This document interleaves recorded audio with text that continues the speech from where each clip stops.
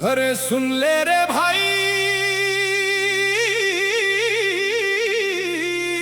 अरे सुन ले।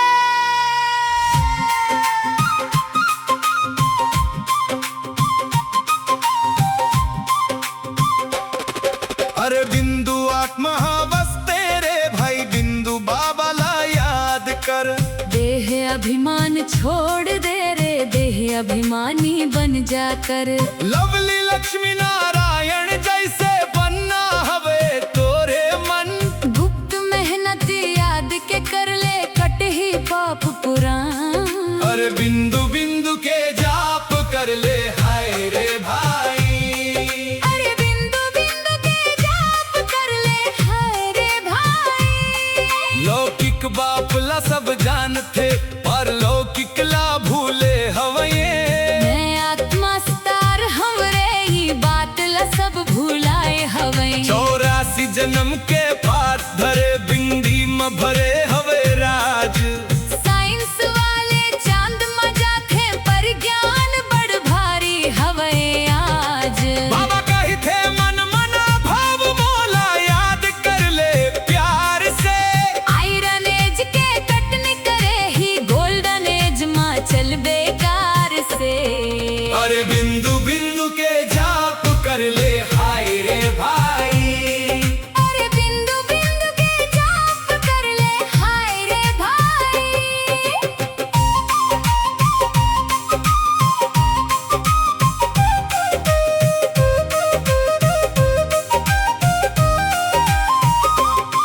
सर्विस के लबार मार थस, पंडित बन के घूम थस।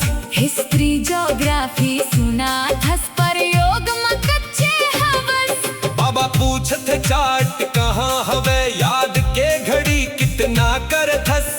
आधा घड़ी एक रस हो जा, तब हो माया विघ्न डार फस। धर्मराज के डंडा से बचना, याद बिना उपाय नहीं। पाप आत्मा से पुण्य आत्मा, योग बिना बनाए नहीं।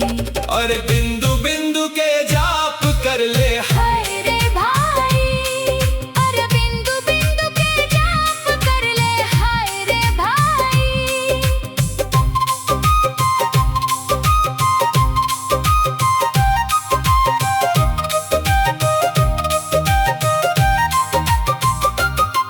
काम क्रोध लोभ मोह अहंकार, पांचों डाकू संग हवये। लूट ले थे तोर शांति ला, नरक द्वार खोल थई। सतयुग त्रेता के चक्र जान ले, पर फायदा हो मां नहीं। फायदा हवे बिंदु बन के, बिंदु बाबा ला याद करके। निरोगी काया बड़ी आयु, माला के दाना बन जावे। चलत फिरत याद आवत रही, तब सहज योगी कहावे। अरे बिंदु बिंदु के जाप कर ले, हाय रे भाई। स्वास्तिका के निशान देख ले, सतयुग से कलयुग तक। ऊपर माँ छोट संगम युग हवे, अब बड़ भाग्यशाली युग। बाबा कही थे अशरीरी बन जा, दे भांग ला भूल जा। मन बुद्धि के तार जोड़ ले, भुक्ति जीवन मुक्ति ले जा। छोटी सी आत्मा माँ बात भरे, कुदरत के खेल निराला। खबरदार रह रे बच्चा, मियाँ मिट्ठू मत बन जा। अरे बिंदु बिंदु के जाप कर ले,